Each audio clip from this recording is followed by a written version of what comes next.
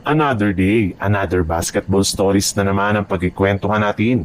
At ngayon nga ay ang pag-uusapan natin ang balitang pagkuha na ng Los Angeles Lakers kay Robert Williams III at ang balitang trade sa pagitan ng Sacramento Kings at Golden State Warriors. As of now nga, ay umabot sa 14 ang kabuuang player ngayon ng Los Angeles Lakers na kinabibilangan ng 12 player na merong regular contract at 2 player naman na merong two-way contract. Sa madaling salita, nire-require pa nga sila ng NBA na kumuha ng 2 bagong player na merong regular contract at isang two-way player bago pa man magtapos ang off-season.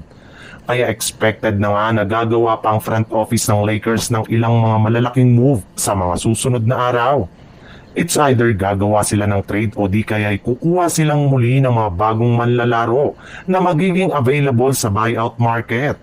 At isa nga sa mga naibalitang player na target nilang makuha ay ang center ng Portland Trail Blazer na si Robert Williams na kasalukuyang available ngayon sa trade market.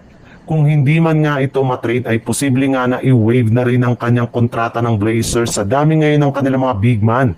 Kaya binabalakan na nga talaga ng Lakers na kunin ito sa pamamagitan ng isang trade gamit sina Dalton Kenny at Gabe Vincent.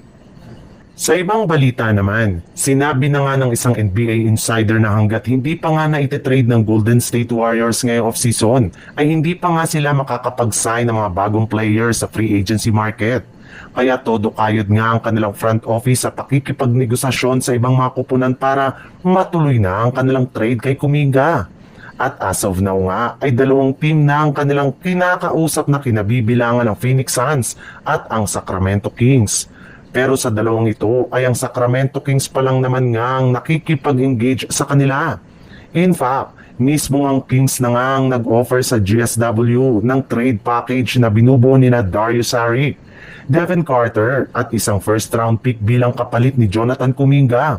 Ngunit agad rin naman niyang umayaw dito ang Warriors dahil ibibigay lang naman nga nila si Kuminga sa Kings kung makukuha nila dito si Keegan Murray at Keon Ellis. Kaya hanggat ngayon nga ay patuloy pa rin ang negosasyon ngayon ng Golden State Warriors at ng Sacramento Kings hanggat magkasundo silang dalawa sa isang trade.